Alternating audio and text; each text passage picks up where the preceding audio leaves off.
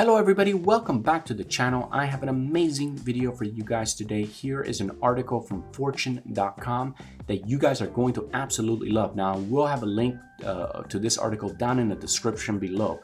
Now check this out, let's start. Robert Schiller predicted the 2008 housing bubble. Here is his 2022 call.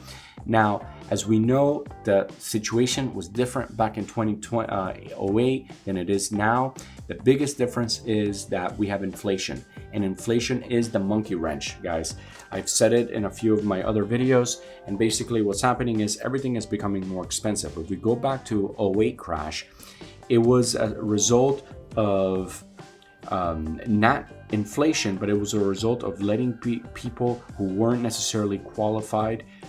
They gave them these ARM loans, these adjustable rate mortgages that kind of ballooned in price over time.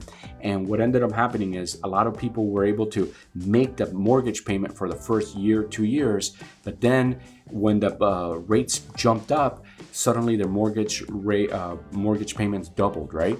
Could you imagine, you get into a house, everything is good, you're paying, $1,500 mortgage, you're doing it, and then suddenly one month to the next, it jumps to $3,000, right? Or over time, suddenly they couldn't pay it, they could not pay it, and they had to walk away from those homes.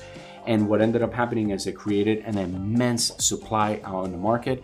And here's another part to the story is that when banks sell you mortgages, right, they take all those mortgages that they sold and they basically become a product, right? Because people are paying every month. So then they take that product of a bunch of mortgages, they package them up, and then they create a mortgage-backed security, and they create securities that then they can later sell on the stock market.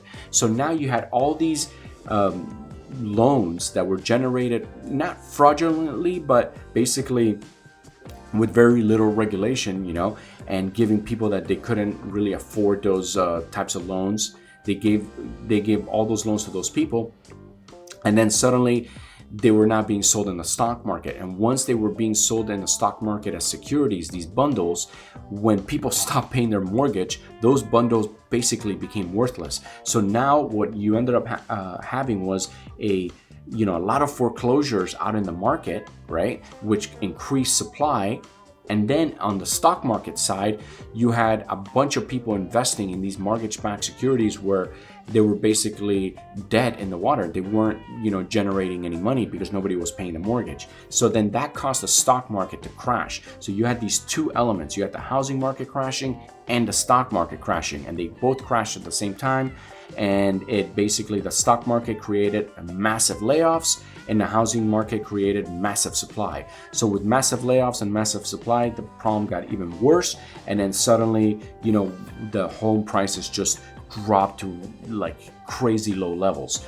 But that's what happens when you give too much money too easily to people. Now, fast forward to what we have now. We got coronavirus, right? Coronavirus, basically what happened was it shut down the country. The government freaked out. They had to print a bunch of money. They printed like $10 trillion, and they made record low interest rates. So the people that had the means to get in to buy homes, they went in and started buying the supply.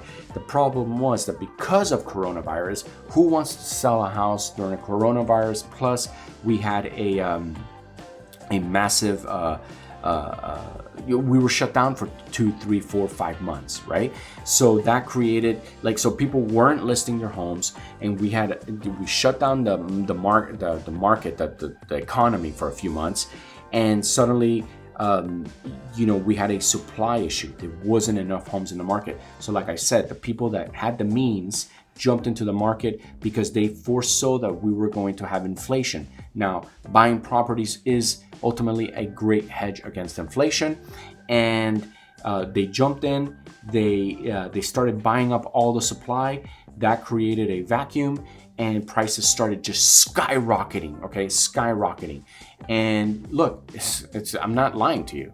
Just look at the prices. If we go to the Redfin weekly housing market data and we look at blue is 2019 and 2022 is black, we went from an average house price of $276 now to 383. Here's the problem. People's salaries did not jump up this much. You know, if you're making $80,000 in 2019, you're not making $130,000 now, right? You know, people's salaries did not jump with the home prices. So now what we have is people cannot afford homes in their own communities. So it's becoming a problem. It's a textbook bubble. But okay, so let's just jump into the article real quick. Let's see what this Robert Schiller has to say. But that's basically, I'm just kind of laying out the groundwork here. So let's look at some of the his quotes. Home prices have fallen. Home prices haven't fallen since 2007 to an 09 recession.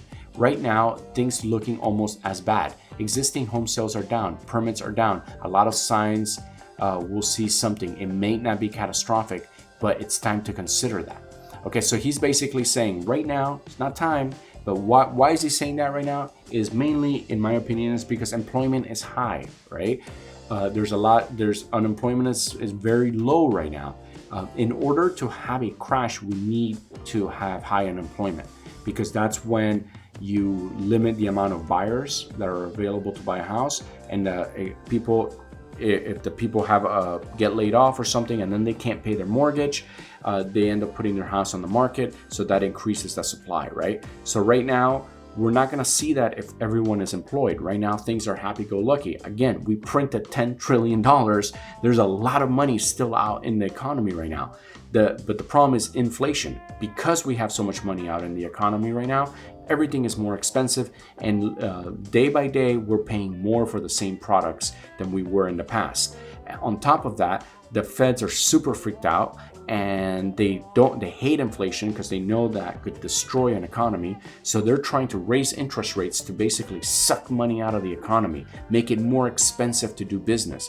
And right now it's okay, but as soon as it becomes even more and more expensive to do business, you will possibly see small businesses not being able to make it, not being able to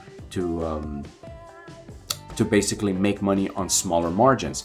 You know, when you have companies, you know, like Walmart, you know, Walmart can afford to take smaller margins because they're a bigger company, they're a public company. But when you take your local store that just rented, you know, on your local strip mall, you know, when it's costing them more money for employees, when it's costing them more money for goods to sell, and rent is expensive, they essentially are making, and to borrow money becomes more expensive. The money that they're supposed to make becomes smaller and smaller. And at one point you got to say, dude, I'm basically working, you know, the store for, you know, like 40, 50, 60 hours a week, and I'm basically making like less than $5 an hour. And a lot of people say, forget it, I'm not gonna do that, right?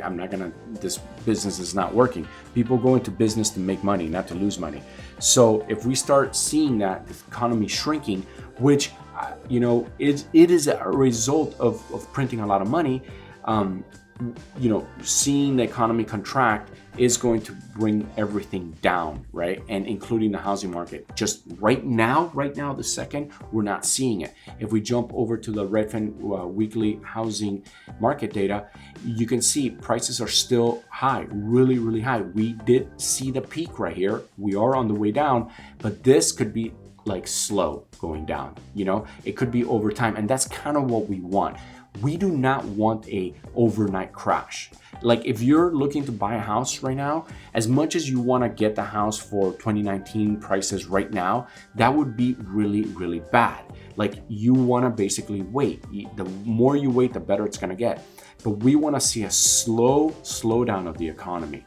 Like, you know, like not very abrupt. So hopefully the feds can manage that. But we are for things to be good for us, this price has to come down. These prices probably have to come down to 2019 levels. And that, you know, hopefully it just doesn't happen too fast, right? Now, if you're a seller, you know, obviously I think, you know, your window is getting shorter and shorter to get the most out of your property. If you're a buyer, obviously you want to wait. Now, what can keep this is inflation. If inflation doesn't get under control, these prices are going to stay up. Just think about it. What inflation is everything becoming more expensive. So milk, if milk is $2 a gallon and then it jumps up to $2.50 and then it jumps up to $3, like that's the price of milk is getting more expensive. Cost of goods become more expensive, and then housing becomes more expensive, right? So think about that too, is that, if inflation does not get under control, we are going to continue to see high prices. Now, if we, until something breaks, right? I want to show you, so check this out, year over year change in the home price index. This is right before the crash, and things are not looking so good. Let me get another quote. Here's another statistic, US home flips. Look how much they were during that time right before the crash. And we are basically at that top level. So that's another indicator. We have another graph right here that talks about how much things are overvalued. Right now, it's not saying it's not as high as it was back in 2007, but you could definitely see the curve going up, and it could be, we might be very overvalued. Now, here is what I wanted to show you. Okay. Housing is believed to be structurally undersupplied. Here, let me just highlight it real quick. Let me start over. Housing is believed to be structurally undersupplied, but we run the risk of finding more homes on the market than buyers in the near term due to cyclical factors. I think there's full awareness that in some markets, an increase in inventory may hit at a bad time, a time where demand has notably pulled back. We are not under the belief that home prices only go up. Our forecast calls for modest drop in housing prices. So this is kind of like a right now looking at it, right? They're saying our forecast. Now, all eyes really to me is on unemployment. If we start seeing GDP growth drop, if we start seeing layoffs, it's going to be a game changer. Now, hopefully it's a smooth way down. I don't want to see any crazy drops because, again, if you even look at the stock market, in many ways, the stock market is overvalued, right? It jumped quite a bit with some of Trump's tax cuts. It kind of jumped, but it also jumped quite a bit when the government printed as much money as they printed. We saw it with crypto. Crypto went super, super high, and then we saw a big drop. So there's a lot of money still out there, and it's keeping the prices high. We're gonna have to see a pullback on inflation for us to really see prices come down, and that is going to, in some ways, it's going to hurt.